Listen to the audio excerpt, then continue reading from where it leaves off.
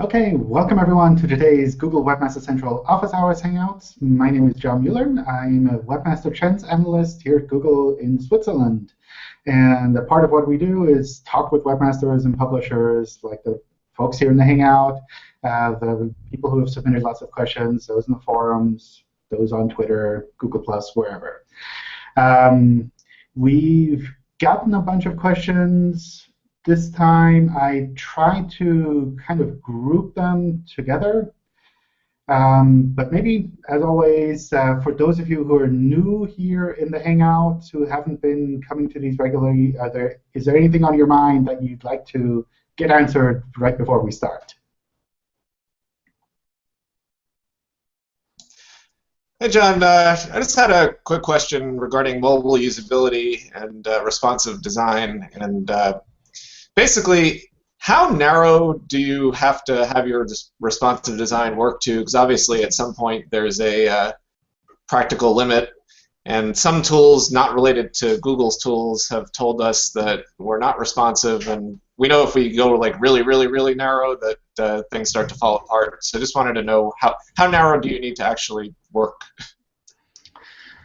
From our point of view, when we're looking at mobile content, to recognize that it's mobile friendly, regardless of if you're using responsive, dynamic serving, or separate URLs for mobile, we essentially use an iPhone-like browser. So we're kind of, I think the iPhone version is like iPhone 5. I'm not completely sure. So basically, last generation iPhone, that's kind of the width that you'd be aiming for the mobile-friendly badge. If you want to go past that and do something for even smaller devices, that's totally up to you. And depending on your audience, maybe that makes sense, maybe it doesn't make sense. OK, great. Thanks. All right. So no more questions to start with. I'll kind of run through what was submitted maybe a couple of hours ago when I put this together.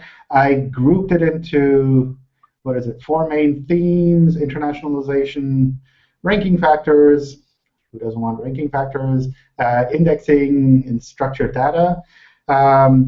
There probably are new questions submitted in the meantime, and I'll try to run through some of those as well afterwards. Internationalization is right on top here.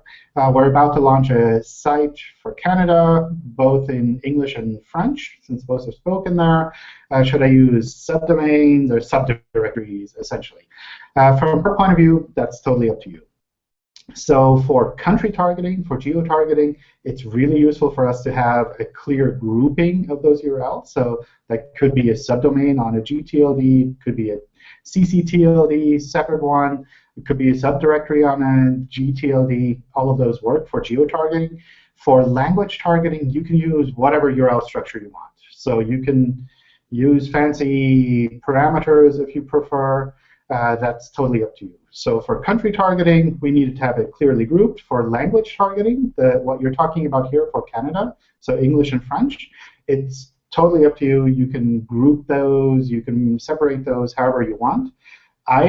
Personally, I try to group them just so that you can diagnose issues a little bit more per language to kind of see, well, my English content is performing like this, my French content is performing like this. And the easier you can group that, the easier it is for you to kind of, from a practical point of view, take care of that. But from a search point of view, you can use whatever you want. John, can I have a quick follow-up on that? Sure. So we have a client now that's actually in Canada, and they offer like travel tour packages for people that want to see New York, for example. And they have a .ca domain, and they're doing pretty well. But now they want to expand to the US and Europe audience. Same packages, for example, for New York. And of course, I recommended them. They use gTLD, so they won't be able to do much with the .ca domain. And we kind of have 2 options. One is just start like a .com domain and use that for the international audience and keep the .ca domain just so they keep their rankings and everything else. or use a .com domain and use a /ca and redirect the .ca domain to that, so we can kind of also benefit from the authority signals and everything else. But in that way, they're kind of worried they might lose some rankings on Canada, even if you geotarget that subfolder to Canada. Do you think? I mean, what would you think would be a good option to not worry too much about the rankings that they currently have on Canada? I guess it feels more like a marketing question to me. Is this something that is like a long-term move to multiple countries? Is this like just another small footstep out to another country? Or kind of the difference between there? Is this like generally moving to like all countries, or is this just touching the water in one country? If you're just touching the water in one country, I think keeping a CCTLD is perfectly fine. A normal strategy for a lot of companies that are just getting started internationally. If you really want to geo-target a bunch of different countries and you really have specific content for those countries, I'd recommend doing something where you can do geo-targeting. So a GTLD, maybe multiple CCTLDs, whatever makes sense in that case. John, but as soon as you let that international targeting go in the Webmaster tools, and you switch that, you uncheck the box. Let's say you were in US all this entire time. So generically, I would drop then nationally in the US if I'm now all over the place then. If you have a CCTLD and you also want to target a different country, then essentially you wouldn't be able to do geo-targeting for that additional country. You would be seeing kind of like a generic international company that's also active there, but it wouldn't have this kind of slight local geo-targeting bonus from there.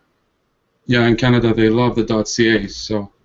Yeah, I think from a marketing point of view, that sometimes makes sense too, where if you know that the CCTLD has a really strong marketing effect for your audience, then maybe that's something you want to kind of keep. But from a search point of view, that's kind of up to you. So I would be able to like geo-target just the subfolder of a GTLD for like a .com/ca and redirect the .ca to that and then geo-target so we don't lose any of the geo-targeting benefits. So if you move one domain into a subdirectory of a different domain, then essentially that's a site merge for us. It's not a normal site move, so we don't move everything one-to-one forward to the new site. We kind of have to understand the new site and how it's standing separately. So you'll definitely see a longer period of fluctuations until things settle down again, compared to if you move your whole content from .ca to .com one-to-one, and you added like a folder for /US for the US. So that's something to kind of keep in mind. Sometimes you say, well, my long-term strategy is to have different folders for different countries, and we really want to go that direction. Then you kind of have to bite the bullet as early as possible, move everything into a folder, understand that there'll be fluctuations for a longer time, and kind of, I don't know, live with it. Well, if I would leave the .ca alone and start with the .com, but start from scratch, then I would kind of have to balance that out. Since Sure. I was starting from zero, and yeah. Sure. I mean, that's another option that you say I leave my .ca and I start an international version on .com and branch out from there. And then maybe in a later step, when you kind of know that your international site is getting traffic anyway, that things are working there, then also move the .ca over to kind of minimize the risk of like everything falling apart just because you don't get any traffic. Right. Okay. Thank you. All right. So that was our internationalization question for today. The next one was about indexing. So there are a few questions around indexing that I'll kind of go through. So this question is, I have total index pages 28 million, and now it only shows me 10 million total index pages. And if I do a site query, it only shows me 600,000. So in general, you're looking at very different numbers there, and it kind of can be normal that you see fluctuations like that. So the site query is something that's optimized for speed, not accuracy. So that's something where I wouldn't expect that number to match anything with regards to the actual number of indexed URLs, because there's so many factors behind that where we don't actually look at the individual pages. We kind of say, well, we've seen a lot of pages from this domain. It's probably around this number. So it's more like a really wild approximation if you look at the site colon index count number.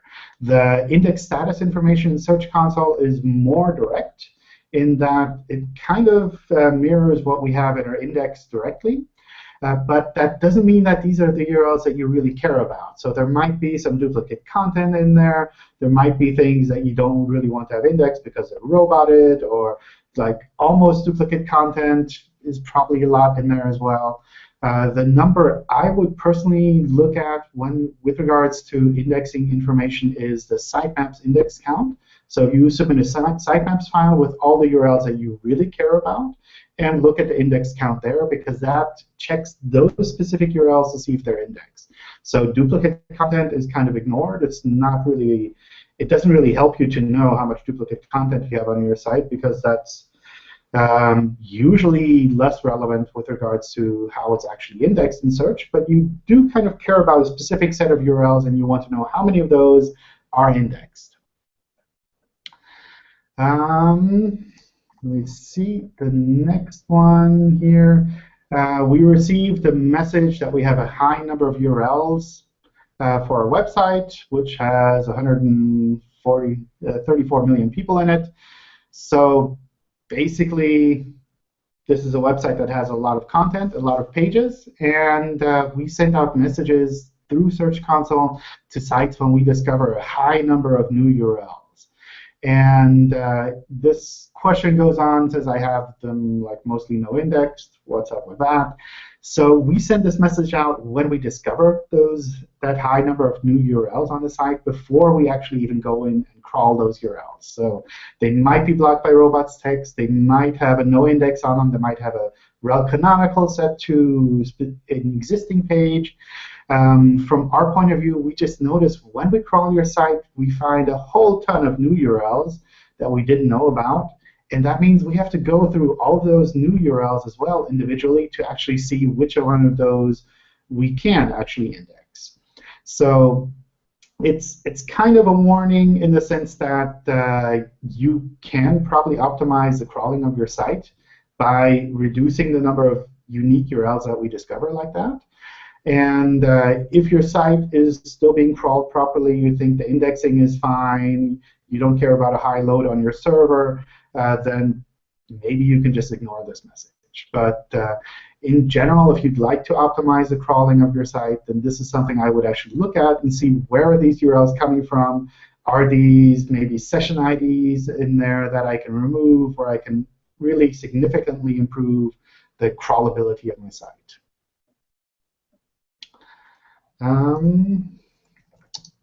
Let's see. Next question here. Often we discover another site has linked to a website, but the link has PPC parameters to it.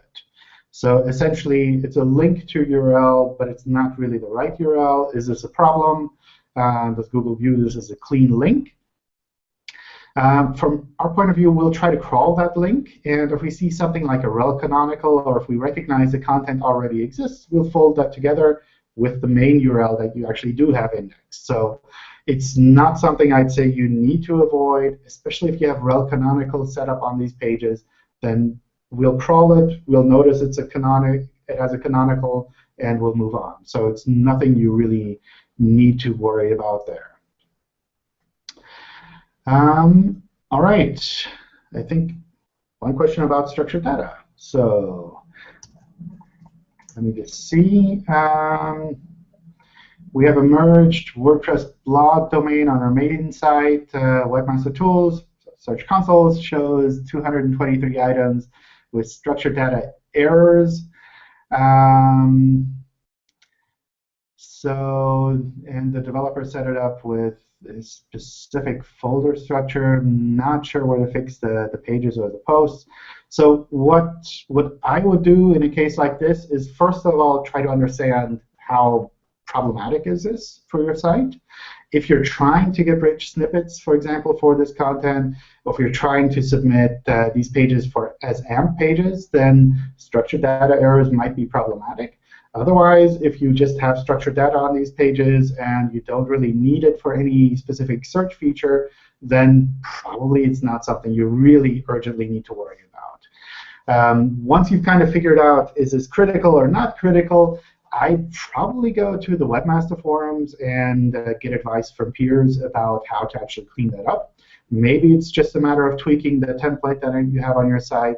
Maybe they'll come to you and say, well, you don't actually need any of this structured data, therefore you can ignore the errors, or you can remove the markup completely, and you won't see any errors because there won't be anything to recognize anymore.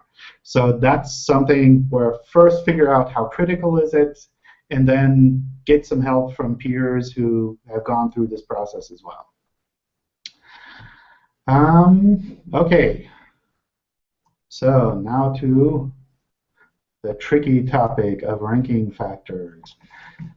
I don't know. I stumbled into this, I think, in one of the previous Hangouts, where as a side comment I said titles aren't the most critical ranking factor anymore, and suddenly everyone got excited and said, oh my god, titles are important. They are important for SEO, and they are used as a ranking factor. And of course, they are definitely used as a ranking factor, but it's not something where I'd say the time you spend on tweaking the titles is really the best use of your time. So that's something where if you're focusing only on titles as in SEO, if your SEO agency work is essentially going to other people's sites and saying, oh, we will strip out all titles and rewrite them to include all of the relevant keywords, and you will rank 10 places higher, that's not going to happen.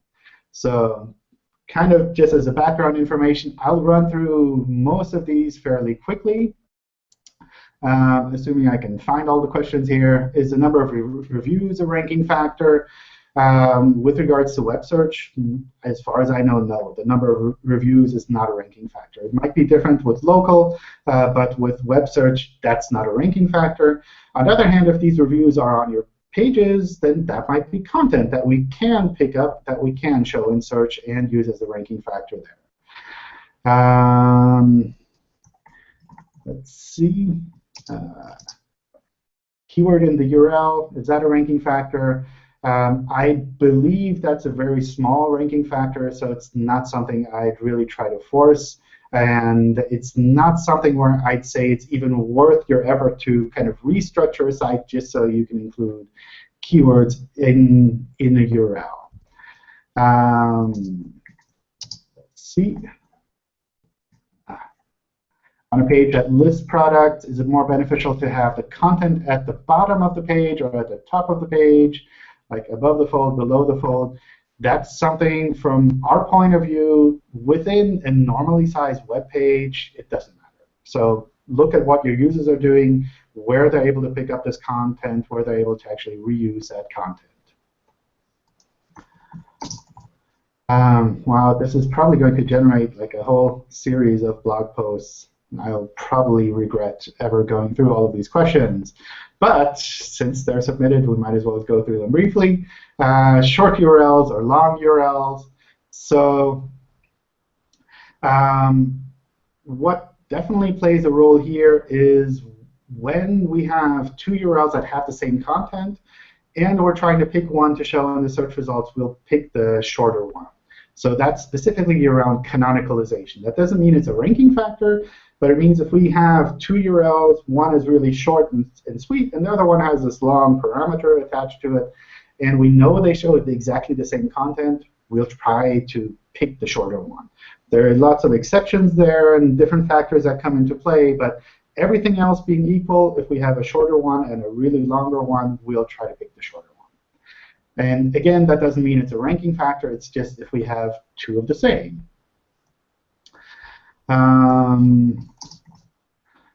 Here's a question from Martin. External links from your pages to other sites, is that a ranking factor? What if they're no follow?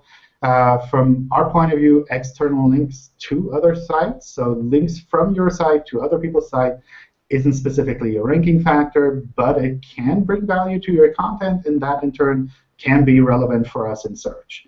And whether or not they're no follow doesn't really matter for us. So there's one really popular website that essentially has all external links no followed, and it ranks really well regardless, and users still use it regardless. John, just regarding that, I wanted to know, there's a lot of people saying something about this. There's a lot of people talking about how Wikipedia dilutes your ranking. Is that true? Like the no-follow link. The no-follow link. So if you have no-follow links, no. That's essentially no-follow links are taken out of our link equation. So if you have a lot of links that are no-follow, that's something we ignore. And sometimes sites buy a lot of advertising on other people's sites, and they get a lot of traffic that way, and those links are no-follow, and that's perfectly fine too. So just because it's a no-follow link to your site doesn't mean that your other links will be less valuable. Hey, John, also just related to links as well, recently we were featured in a news story that linked us in their online article. And we were wanting to kind of link back to it just to show that we were featured, and we were concerned that that would look to Google like a link scheme or some kind of link exchange. Is that something we need to be concerned with? No, go for it. I think it's great. I mean, if you're happy that you were featured there, then point people at it and kind of show how other people are talking about your business. I think that's a great idea. Great, thanks. Another question with regards to links. What a surprise. Does it matter if the main content area has a lot of links to external sites and few links to the same domain? So I think there are two aspects there. On the one hand, if this is like the area of your pages where you have your primary content, the content that this page is actually about, so not the menu, the sidebar, the footer, the header, those kind of things, then that's something that we do take into account, and we do try to use those links. The other thing to keep in mind is you still need to make sure that within your site you have a clear linking structure. And that can happen if you have a clear setup with a sidebar, with a menu, those kind of things. But if you don't have a clear linking structure and you have just a lot of links to external sites, what might happen is we can't really crawl the rest of your site properly because we can't discover it properly. So if you're really clear about this distinction between kind of the boilerplate content and you have that set up properly so that we can crawl your site properly, then that's not something I'd really worry about. But if overall you don't have a lot of internal links within your content, then that's something that can kind of lead to the situation where we don't actually discover all of your pages. And because of that, we wouldn't be able to show them in search because we don't really know about them. So definitely make sure that your internal linking structure is kind of sane, that it can be crawled. There are some great external tools out there that will crawl your website and kind of let you know that of the URLs that they discover. So that's the main thing I do there. And if that's all fine, then I wouldn't really worry about the external links you have in the rest of your content. Let's see. Here's a slightly different one. All of our groups' websites are on the same C block, so C block of IP addresses. Is that a problem? No, that's perfectly fine. So that's not something where you artificially need to buy IP address blocks to just shuffle things around. And especially if you're on a CDN, then maybe you'll end up on an IP address block that's used by other companies as well. Or if you're on shared hosting, then these things happen. That's not something that you need to artificially move around. How important is fresh or new content outside of news? Does it help to implement structured data in terms of dates? For example, a review of an article or a restaurant. So I think marking up dates is always a good idea. That helps us to kind of understand the context of these pages. Having fresh content if that's something that you really have for your site, is always a great idea, I think, because that's something we can pick up and show to people who are searching for that. But it's not something where I'd say you artificially need to create fresh content all the time.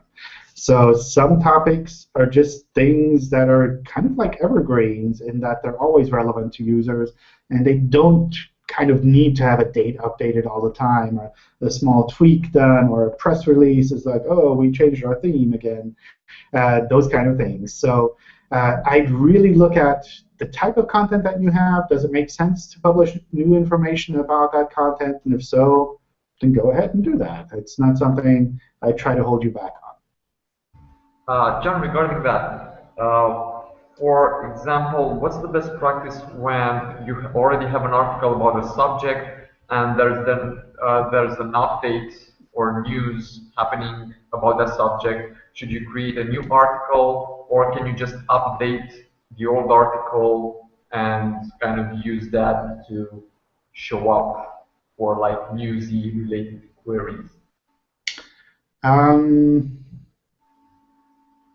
I don't know for sure. So from my understanding, for normal web search, you can just update it and let us know about that update.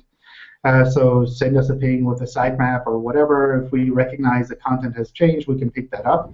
I think for Google News specifically, so if you're also showing that content in Google News, there might be some guidelines around what you can do with existing content and updating the dates. But I don't know the specifics there. So if it's for Google News, I kind of look at their guidelines or ask them directly. And that's something you can definitely also use on web search. If on web search you don't care about Google News because you're not included in Google News or whatever, then that's probably a little bit of a different situation. Right. Just to give you an example, we have that automotive website. So they have like an article on a certain car. They have some spy shots, and they build an article on that. And then the car gets launched.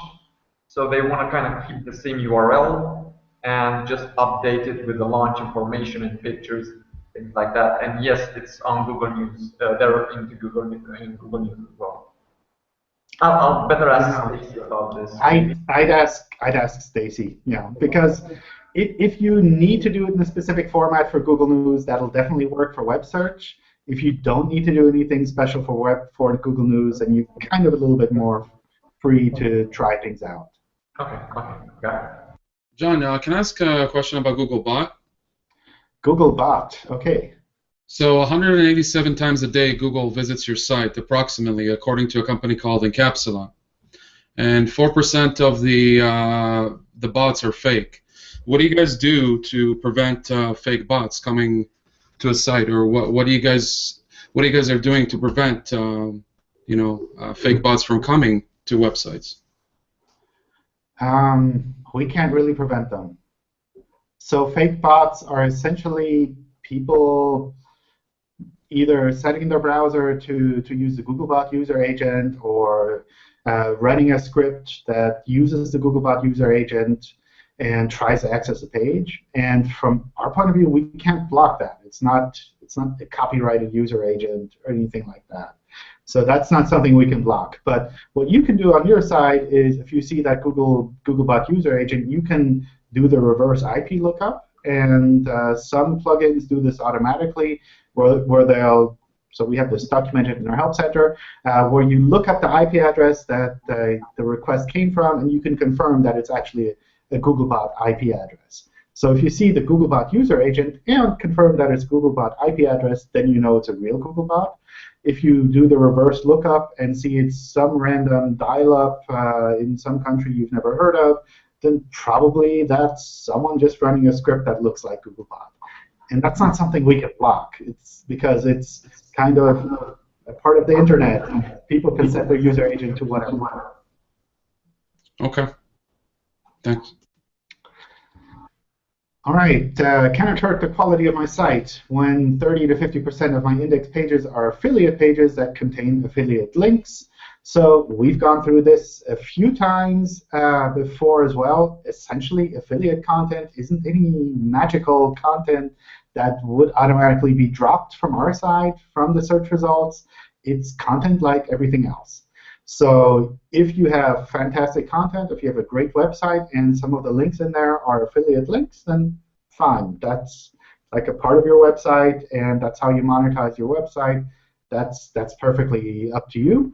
On the other hand, if you're just scraping an affiliate feed and publishing that on your site and also including affiliate links in there, then essentially that's auto-generated content. That's not something that we find that valuable. So it kind of depends on how you want to look at it, how you want to build your site up. So you can definitely make a fantastic site that also is affiliate-based or monetized with affiliate links, and that should rank fine. So it's not that there are affiliate links in there or not that is kind of the important part. It's essentially how you make your site.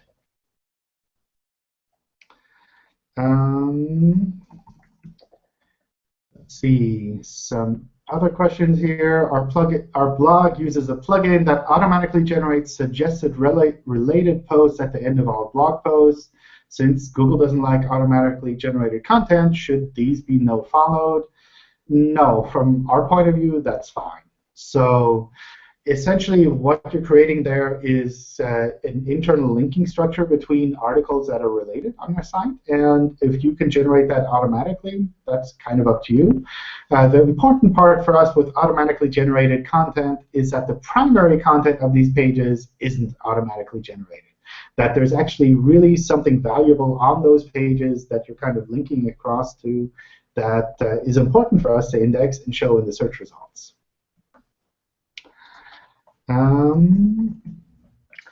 If a website is identified as hacked by Google and it shows as a link in Search Console, do we need to disavow it? Or is Google automatically not counting that? You don't need to disavow links from sites that are hacked. Essentially, if we find that this site is hacked in a way that it has injected links from a hacker, then we'll probably ignore those links anyway. And otherwise, that can be a link like anything else. And possibly the hacked state is just something temporary. So you definitely don't need to go through all of your links and say, oh, this is hacked, this is OK, this is hacked, and disavow those individually. That's something you really don't need to do. But so if you look at it when you're doing that, all of a sudden I noticed that when I see the hacked links, my firewall and antivirus will go crazy, and I even won't be able to shut down that site. And I would automatically, as a webmaster, say to myself, okay, there's no way for me to even contact these guys. I need to put that in my disavow list, even though you guys recognize that as a hacked site. I know you guys recognize it, so it's not safe to put it in the disavow list. I wouldn't really worry about that. So in a case like that, you're talking more about malware, and that's something where even from our point of view, it's more of a temporary thing. It's not that the site is kind of bad in the way that it's linking to your site, in the sense that this specific link from that site to your site is something that you placed there, which is problematic. It's essentially, well, that site got hacked and got malware, or it didn't get malware, got a different type of hack. And that's not something that I'd say you really need to worry about with regards to links to your site. I think maybe links from your site, that might be something where you'd say, well, I notice I've been linking to this one site a whole lot because it used to be a really fantastic site, but now it's totally hacked and full of malware. Maybe I'll remove those links to that site. That makes sense from a usability point of view, but even that's not something where we'd say, well, this is a search quality factor where we kind of judge your site based on the sites that you're linking to there. Okay, thanks. All right. Wow, still a whole bunch of questions left. Let me try to run through some of these, and then we'll open up for more questions from you all. Will the effect on rankings, what's the effect on rankings if I implement rel next and rel previous tags? Will it strengthen the first page and weaken the rankings of the other pages?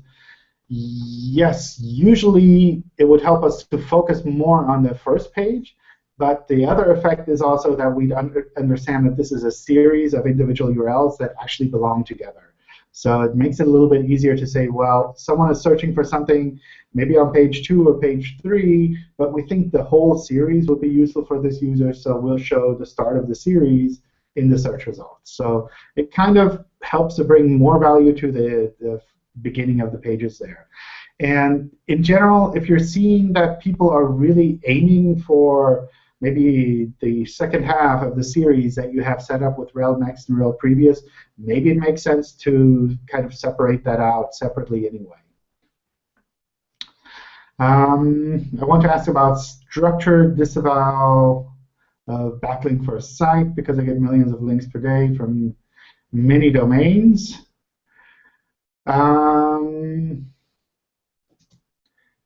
Not quite sure what the question here is. I'm sure lots of people are jealous because of the millions of links per day.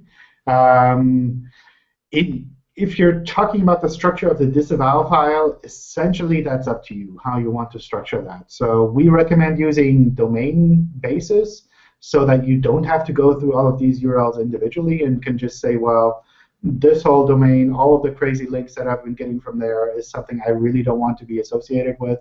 I'll put in my disavow file. So doing it on a domain basis makes it a lot easier to kind of keep up there. The order within the file, how you structure it in the file is really up to you. You can do it alphabetically. You can do it by any order that you really want. We don't look at the file manually. That's something that's processed completely automatically.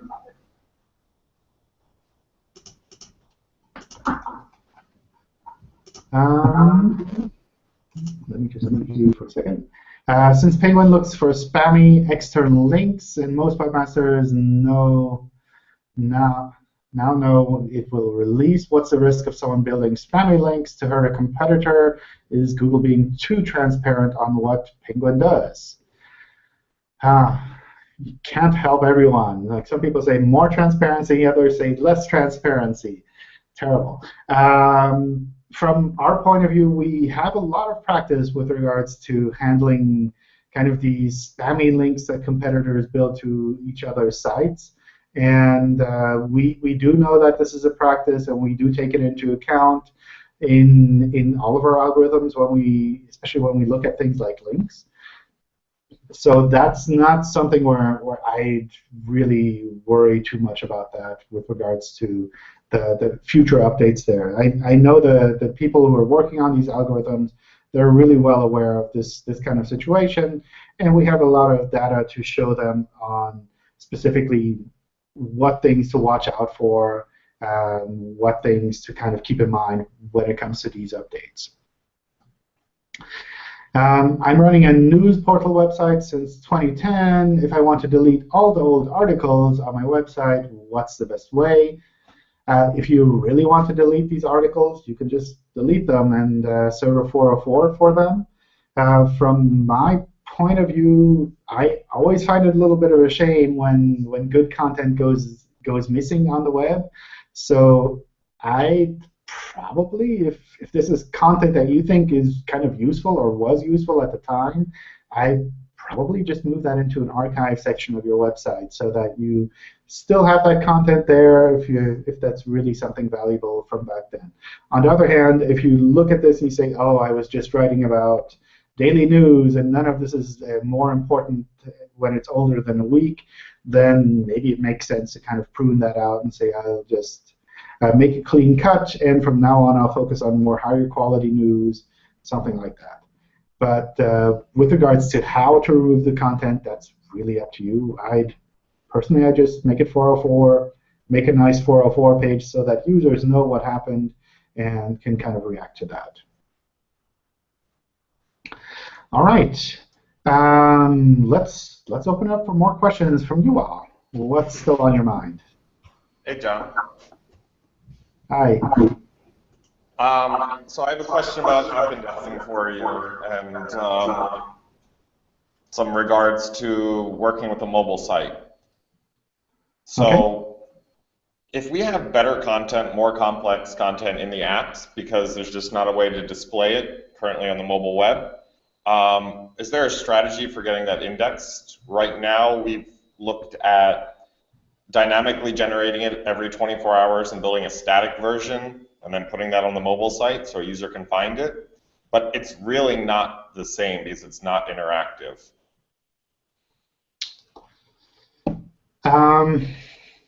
I don't think we have a great solution for you yet. And it's something where, at the moment, specifically around app kind of content, we do primarily look at that connection to the web content and try to do the ranking based on that. So to some extent, we can probably pick up a little bit through the app indexing API, but we'll probably mostly still focus on the content we actually find on the web page. But if you have some examples, I'd love to kind of show that to the team here so that they can maybe, I don't know, maybe change their minds with regards to how to best show this kind of content in search. Because I do know there are definitely options available within an app that you can't easily do on a website. And for people who are going the extra steps to actually make great apps, it would be a shame to kind of have that content almost demoted because it doesn't have a good web equivalent. Okay.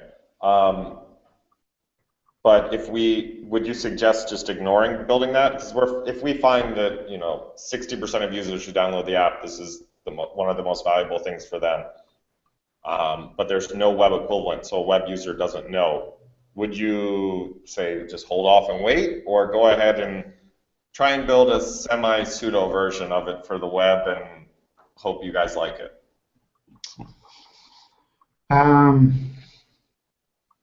I don't know. So we are working on kind of the app-only indexing side where we can index app content without a web equivalent. Maybe that would be a good match for you, but it's probably something where you want to get in touch with us directly, and we can put you in touch with the people here so that you can kind of discuss the options around that. I don't know what the current status is there and what the next steps would be. All right. Thanks, John. Hey, Sure. Ashley. John, if I can ask your opinion on something. Here's a URL of a bookstore. It's a category page. And they have a filter list that's very, very long. They have an author filter list. And they're like hundreds of authors. And all of those filter links are nofollow. The developers thought it might be a good idea, so Google doesn't index the combination of filters and generate like millions of URLs. However, I know that nofollow shouldn't be used exactly like that, and it kind of dissipates the link value going through them, and it's quite a lot of links there. So do you think that might impact ranking performance anyway? Maybe we should remove it altogether, or find a different way to display them? It's always tricky if you have a large number of filters, especially when they can be combined. So I think a nofollow helps us a little bit so that we don't try to forward PageRank automatically to all those variations. But we still need a way to kind of find almost like the top level filter items. So if you're searching for a specific author, that we have some kind of like an author landing page from that site. We already have that. That's no problem. It's just that for categories, we also have the filters. Yeah. And we were thinking that maybe we should remove them so it doesn't, Personally, I don't think that would affect that much. So it would probably affect a little bit the crawling of that part of the site. But if your server is fine with the crawling load as it is for those filters, I don't think you'd gain that much from an SEO point of view by doing something really fancy and hiding those URLs completely, playing with cookies or JavaScript or whatnot. So maybe from a usability point of view it would make sense, but I don't think from an SEO point of view you would really see a dramatic difference. Well, I don't think from a usability point of view having hundreds of like authors there in the filter list helps. I was thinking something like maybe an autocomplete and you can just type the name of the open and select it or something like that. So that will help with usability and with Google Docs as well. Yeah. Okay, thanks. Hey, John, a quick question back to that titles topic from before. Is it either a good thing or a bad thing to put your website URL in the title of all your pages? We'll probably do something similar anyway. So we kind of automatically try to add the name of the site to the titles of the search results. And that's something that kind of happens automatically even if you don't put the URL in there directly. So for many sites, we'll try to figure out what the name is of the site, which might not be one-to-one the domain name. But for other sites, maybe we'll just put the domain name in there. But essentially, that's kind of up to you. Personally, I'd not use it as a main aspect of the title, but rather try to get the kind of the short and sweet titles for those pages together. And if you add a site name to it, that's fine. I don't think you gain anything at all by having the domain name in there, the URL in there as well. So if your domain name is your site name, essentially, if you're like, I don't know, joeswidgets.com, and that's the name that you use on your physical store, then sure, use that as well. But if you're just Joe's Widgets, then maybe you just use Joe's Widgets in your titles instead. Okay, thanks. Hi, John. Okay, go ahead. I have a question about hreflangs as well as 301 pages.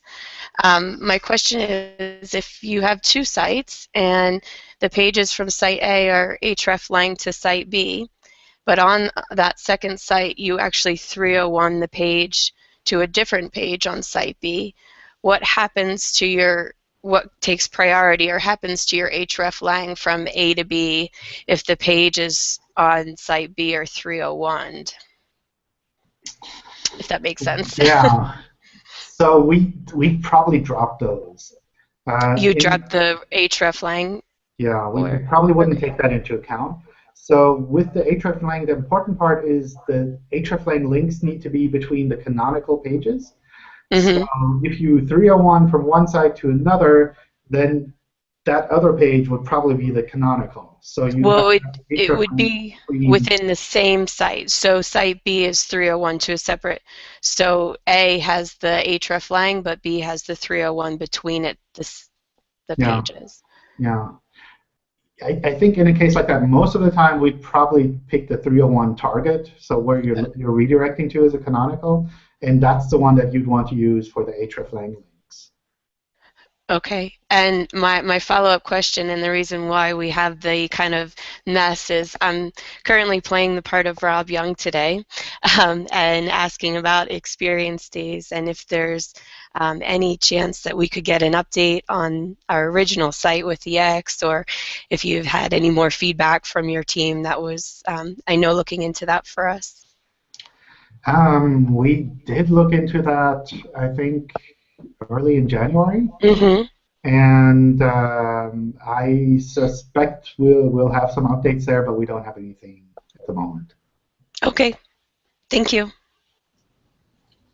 John, it's the question is about the southern hemisphere, and I'm just tired of talking about that specific character. It's going to be happening. It's almost the end of the month, and like, is there going to be any turbulence according to that algorithm this month? I just wanted to know, because the whole point you said a long time ago is not to see the effect. Oh. Right. I want to say that. Talk about Southern Hemisphere. That threw me off. Okay. So you mean those little black and white animals? Yes. I don't know of anything specific. I think Gary posted recently that we're looking at Q1, so not specifically this month, but Q1. So my guess is, if he's saying Q1, is maybe not just yet. But I know they're working on this and seeing what we can do to kind of speed that up. I see. Okay. Thanks. John, regarding AMP pages, is there any specific plot stage? Okay. Is there any specific launch stage for that? For AMP, I think we said late February. So Q1. Also, by the way, I noticed that in the demo, it seems that the pages are sorted by the freshness of the result. The results are sorted by the freshness of the pages, I guess. So don't know about the order, but it's specifically kind of replaces the in the news block. So it's kind of the newsy content that we show there anyway. I don't know about the specific order, and it might be that the demo is kind of more like a proof of concept than something where we'd say, well, this is the exact ranking that we would do within a block like that. So it will replace the news block completely? Probably something like that, yeah. And will it have any connection to the news publisher dashboard thingy? No, because the in the news block isn't specific to Google News. It can be any kind of web content as well. It can also be shown in there. So you don't need to be a Google News publisher to have that. I think the advantage from a Google News point of view is, I believe they said the Google News app will also be supporting AMP. So that's something where if you're in Google News and you have AMP pages, then you'll kind of see advantages from that side as well. Okay. But if your server's so fast, like if you can get the pages loading really fast and you're testing it in like sites like Pingdom and you're in milliseconds, there's no need for AMP, John, right? No. Because for instance, I use a thing called Sloppy, and Sloppy lets you test your site on a 28K style modem and a 56K.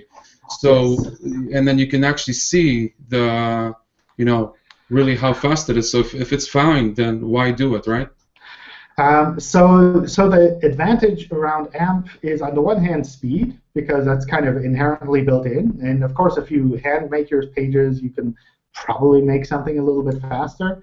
But the advantage there is also that this content can be embedded directly in the search results so that it can be displayed a lot faster, and people can swipe through to your content directly from the search results. So that's not something that we can do with any generic web page out there. We really have to know that we can trust the markup on there, that it kind of matches the standards that we have set for AMP, where we know like what kind of iframes could be in there, what kind of JavaScript is allowed, those kind of things. And that's kind of the secondary aspect there, that this content can be embedded directly. Also, I imagine on Twitter and other social media sites that also support AMP, they'll be able to take that content in directly so that people can actually read your content in the context of their social media experience without having to click through to your site and kind of be almost discouraged from visiting your site because they kind of have to leave the browser window again and go somewhere else. So that's kind of an advantage that comes with the AMP format that isn't specific to just being fast. But of course, if you can make a site that's really fast and works well for users, that's obviously fantastic too. Okay. Hi, John. Regarding app indexing, how does Google decide if to show a brand's app when searching for that brand, taking into account where the brand site is the first site to show in the search results? So I think this is mostly around like the install button that we sometimes show, where if we can recognize that someone is specifically looking for that app, then we'll try to show that. If it's a generic brand that has a great website and also has a great app, then that's something where we kind of have to balance off the different options there. But I don't think we have any clear guidelines where we can say, well, this means we'll show this, and this means we'll show that. If we have the connection through app indexing, then it's at least open for us to show kind of that install button flow directly in the search results. So is there any way to escalate it in case we believe that? So we're showing your app instead of your website, or? In addition, to show an install button box. So we're not showing it, or we're showing? The website is showing, but the installer isn't. Okay. So in a case like that, I would make sure that your app indexing setup, at least for the homepage, is set up correctly. Because if that's set up correctly, then we should definitely be showing that. If you have maybe, I don't know, a forum thread somewhere with your URL, I can definitely look at that with the app indexing team here. But in general, the app indexing docs are fairly comprehensive in the meantime. And I just double check that the debug steps there, where you kind of pull up the app with the intents that you have specified, that actually works. And if that works, then over time we should be showing that button automatically. And if not, then probably something is set up incorrectly with the configuration. Another thing you can do is verify the app in Search Console, and that has a Fetches Google feature for the app as well, where you can double check that we can actually pull up the app through app indexing. All right, I'll set up the link in for the form. Okay. Great. Thanks. John, regarding your earlier response to the rel next previous question, is rel next previous used just for like category pages where you have multiple pages of something? Or can it be used for example, you have a certain content that's on several pages, like chapters or something like that? If you know the Moses Beginner's Guide to SEO, it's kind of built like that. They have a landing page and the links to each chapter. And could they use rel next previous to help? Would that help you in any way? I think that would be useful for us to recognize that these belong together. We'll probably figure it out for something like that anyway. But if you specify that, that helps us to understand this is one block that's split up into multiple sections. Mm-hmm. So you can understand that anyway. I was thinking that you're probably understanding categories easier because, you know, like on e-commerce sites, page 1, 2, 3, 4 are easier to recognize than content that's built on multiple pages. Probably both. Probably okay. both. Yeah. Mm-hmm, mm-hmm. And is that a factor in how you show site links, for example? Because I noticed for queries related to that, you kind of show the main page then with site links to the chapters. I don't know. Maybe. Okay, good to know. I don't know if site link specifically looks at rel next or previous, or if it's just the navigation is so obvious that we pick it up for site links too. Okay, thanks. All right, I have to take a break here. It's been great having you. Thanks for all the questions that were submitted. And we have more Hangouts planned for this week. So if we didn't get to your question, feel free to add it into one of the future ones. And I wish you all a fantastic week. Bye, everyone. Bye. Thank you, John. Take care. Bye.